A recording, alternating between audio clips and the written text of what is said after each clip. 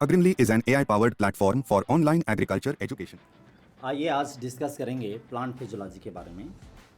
और plant physiology में हम डिस्कस करेंगे, ये इंट्रोडक्शन क्लास है और यहाँ पे बेसिक कॉन्सेप्ट समझेंगे प्लांट फिजियोलॉजी का और उसके ना हिस्ट्री पार्ट पे डिस्कस करेंगे, किसने क्या खोजा।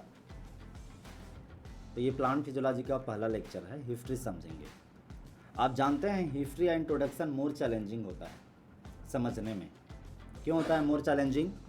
इसलिए मोर चैलेंजिंग होता है कि पूरा प्लांट फिजियोलॉजी का समरी आप हिस्ट्री में पढ़ते हो, तो ज़्यादातर कॉन्सेप्ट ना एक बार में दिमाग में नहीं बैठता। केवल क्या याद रहता है? साइंटिस्ट का नेम और उसका कंट्रीब्यूशन कि उसने क्या किया था। तो नाम और काम जान गए तो ये हिस्ट्री वाले चैप्टर का काम हो जाता है। You understood the point? बाद में सारे साइंटिस्ट का नाम और उनके काम को समझना, उनके द्वारा दिए गए लॉ, प्रिंसिपल, कंट्रीब्यूशन को समझना, वो बाद में होता है बारीकी से। यहाँ पे मैं हल्का सा बताऊँगा कि ये लॉ है तो इस लॉ का क्या मतलब है, इस कॉन्सेप्ट है तो ये कॉन्सेप्ट का क्या मतलब है, ये बताऊँगा। तो बहुत छोटा टॉपिक है, हिस्ट्री में मैंने ज़्यादा कवरअप नहीं किया क्योंकि प्लांट फिजियोलॉजी का हिस्ट्री भी ना अनलिमिट है। यहाँ तक कि साइटोलॉजी है, वो जेनेटिक्स हम ऑलरेडी कवरअप करते हैं, लेकिन साइटोलॉजी यानी सेल का स्ट्रक्चर और फंक्शन की स्टडी करना वो प्लांट फिजियोलॉजी का भी पार्ट होता है, बायोकेमिस्ट्री का भी पार्ट होता है, बायोटेक का भी पार्ट होता है, जेनेटिक्स का भी पार्ट होता है और माइक्रोबायोलॉजी का भी होता है। तो सब जगह नहीं समझना पड़ता, हमें एक जगह समझ ली है साइटोलॉजी को। तो मैं बेसिकली मेजर कंट्रीब्यूशन जो केवल प्लांट फिजियोलॉजी में हुए हैं उन्हीं के ऊपर मैं आज डिस्कस करूँगा, ठीक है, प्लांट फिजियोलॉजी में। और जैसे हम कर रहे हैं फिजियोलॉजी, तो फिजियोलॉजी जनरली क्या होता है, एनिमल में या फिर प्लांट में, दोनों में फिजियोलॉजी है। फिजियोलॉजी का क्या मतलब होता है? इनर या आउटर? Outer structure. बाहर में क्या हो रहा है, जैसे हमारा फिजियोलॉजी का है तो हमारे शरीर के बाहर में क्या हो रहा है, देखने से हमें क्या दिख रहा है। ऐसा ही यहाँ पे प्लांट फिजियोलॉजी का मतलब प्लांट के शरीर के बाहर क्या चल रहा है उसको समझना। और इनर पोर्शन को क्या कहते हैं? एनाटॉमी। अंदर में क्या चल रहा है, अंदर के क्या स्ट्रक्चर है वो। तो यहाँ पे प्रोसेस होते हैं, बाहरी प्रोसेस मेनली फिजियोलॉजी में, ठीक है।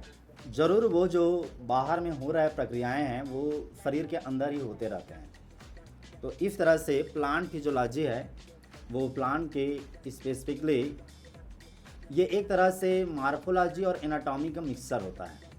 डायरेक्टली मार्फोलॉजी भी नहीं, एनाटॉमी भी नहीं, लेकिन प्रोसेस को बताना, फिजियोलॉजिकल प्रोसेस को बताना, ठीक है। चलिए समझते हैं। सबसे पहले हम लोग समझेंगे कंट्रीब्यूशन ऑफ स्टीफन हेल।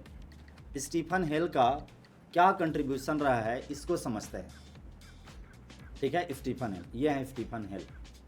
तो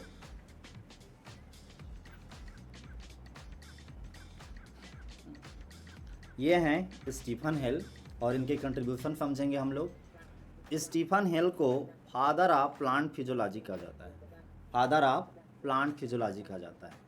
तो फादर ऑफ प्लांट फिजियोलॉजी क्यों कहा जाता है, इनका मेजर कंट्रीब्यूशन क्या है, ये समझना है, ठीक है। स्टीफन हेल, तो पहले इनके बारे में थोड़े से बता दूं। ये इंग्लैंड के रहने वाले थे, बॉटनिस्ट, बॉटनी पे काम करने वाले, ठीक है। इंग्लैंड के रहने वाले और बॉटनी में काम करते थे। Just a minute.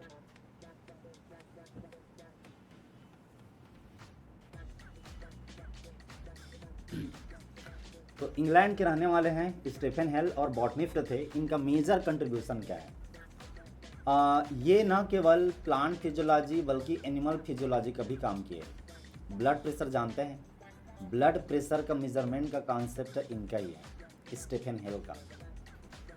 और प्लांट में वाटर मूवमेंट का कॉन्सेप्ट है इनका मेन कंट्रीब्यूशन। कौन सा?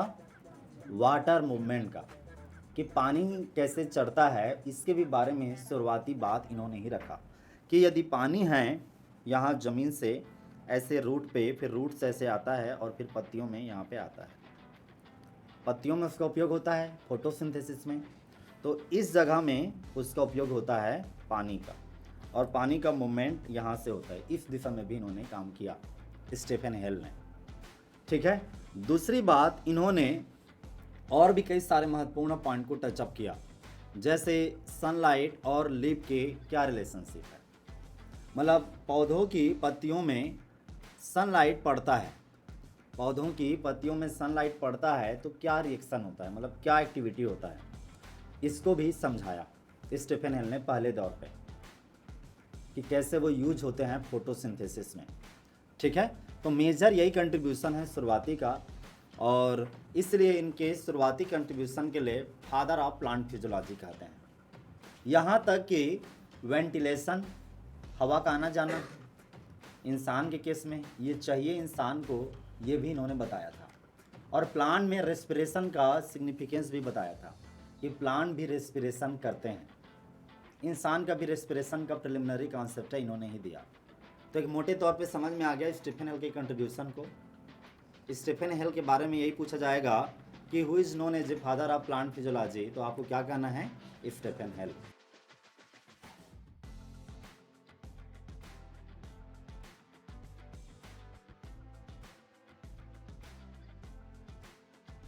आपको क्या कहना है, स्टीफन हेल। उम्मीद है समझ में आया होगा। चलिए समझते हैं, ये हैं ड्यूट्रोचेट, और ड्यूट्रोचेट का क्या कंट्रीब्यूशन है, इन्हें इसे समझते हैं। 1826 का टाइम पीरियड, कब का, 1826 का। और इस समय इन्होंने कौन सा कॉन्सेप्ट दिया, ऑस्मोसिस थ्योरी। इनका कॉन्सेप्ट क्या कहलाता है, इनका कॉन्सेप्ट कहलाता है osmosis theory. Just a minute.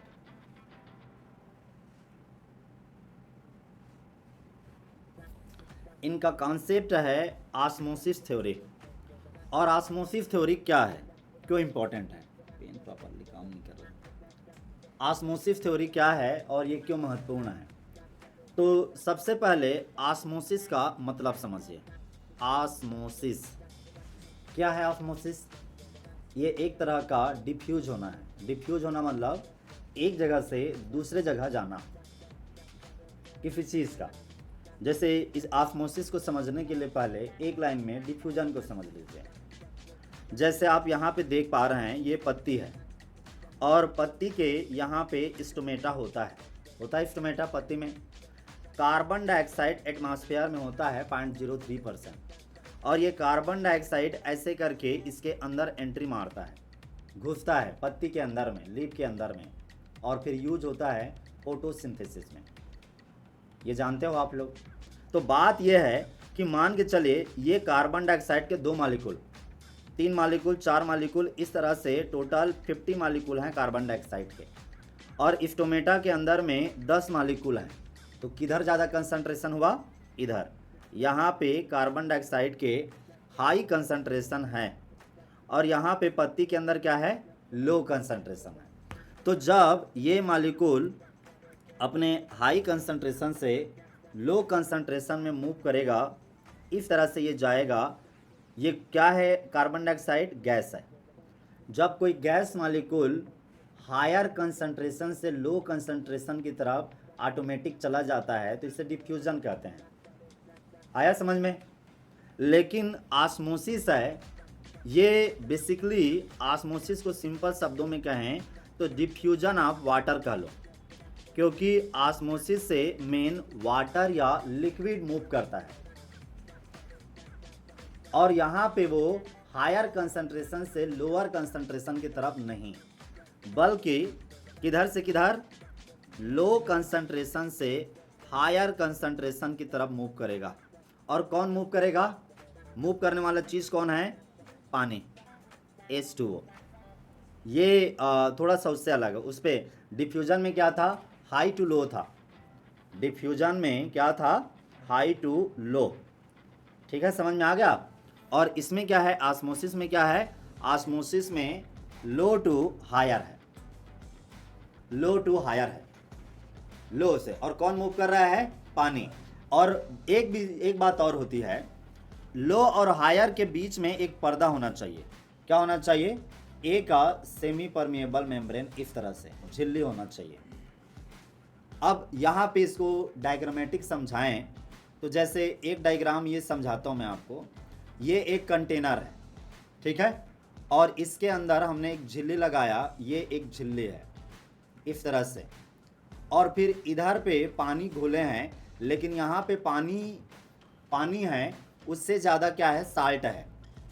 तो ये साल्ट है और इधर पे ये आप देख रहे हैं ये पानी है। अब इधर पे ये वाला पानी है, ये वाला पानी है जो येलो कलर है, और जो साल्ट घुला है इसके अंदर में ये है। मुझे बताइए इधर के एरिया को, यहाँ ध्यान दीजिएगा, इधर पे के एरिया में क्या ज़्यादा है, साल्यूट जो घुला है वो हाई है, और इधर पे पानी क्या है, पानी है लो कंसंट्रेशन में, है ना। इस पॉइंट पे इसे आप बी कह लो, ठीक है। और ए में क्या है, यहाँ पे पानी ज़्यादा है, पानी वाटर इज ए हाई, और लो क्या है, साल्यूट इज ए लो।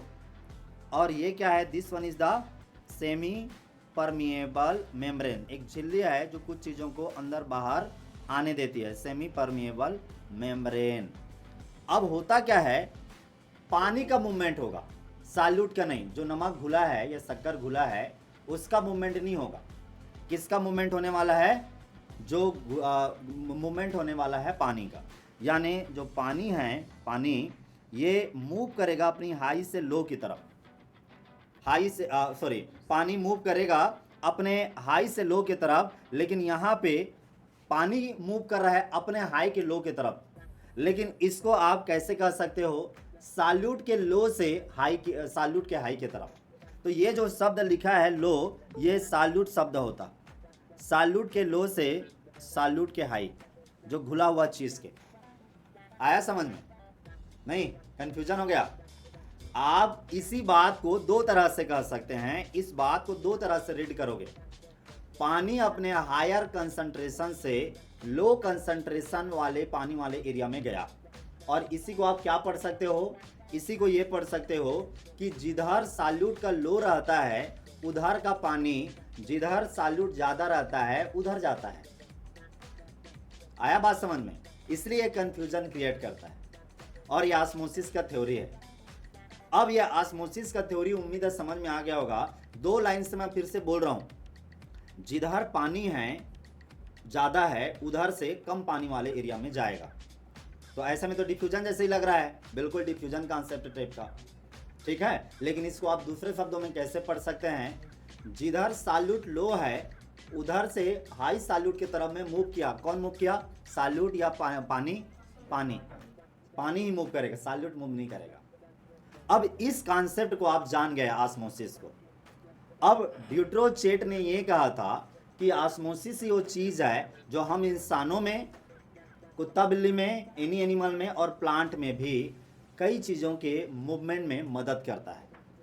जैसे प्लांट का एग्जांपल बताता हूँ मैं, प्लांट में कहाँ मदद करता है। मिट्टी है ये, और मिट्टी में पानी होता है, आप जानते हैं। यहाँ पे पानी है, ये पानी जब इसको अंदर जाना है तो पानी अंदर जाता है, तो यहाँ पे ऑस्मोसिस का रोल होता है, यहाँ पे ऑस्मोसिस का रोल होता है। पानी की कंसंट्रेशन यहाँ ज़्यादा है और साल्यूट यहाँ पे कम है मिट्टी में, तो मिट्टी में साल्यूट लो है और पानी ज़्यादा है, तो ये रूट के अंदर घुसेगा। रूट के अंदर पानी कम है, घुला हुआ चीज़ साल्यूट ज़्यादा है। आया समझ में? तो इस जगह में ऑस्मोसिस होता है। कहाँ पे ऑस्मोसिस होता है? वाटर के मिट्टी से रूट के अंदर घुसने के समय में। और ये बात किसने कहा था? ड्यूट्रोचेट ने कहा था। ठीक है, ये कॉन्सेप्ट है और ये बड़ा इंपॉर्टेंट है। ऑस्मोसिस के थ्योरी को पूरा विस्तृत से बाद में पढ़ेंगे, समझेंगे, वाटर अपटेक के कॉन्सेप्ट को बाद में पढ़ेंगे, लेकिन फिलहाल यहाँ पे इनके मेजर कंट्रीब्यूशन को हम लोग आउटलाइन कर रहे थे। Our live class on general agriculture for your all agriculture related exams. Get heavy discount. Buy smart notes on general agriculture which is useful for all agriculture related exams. Get big discount. Practice online test on general agriculture at our Agrinly app. Buy or read ebook of latest agriculture current affairs which is useful for all agriculture related exams. Get big discount. Prepare for your agriculture exam with us.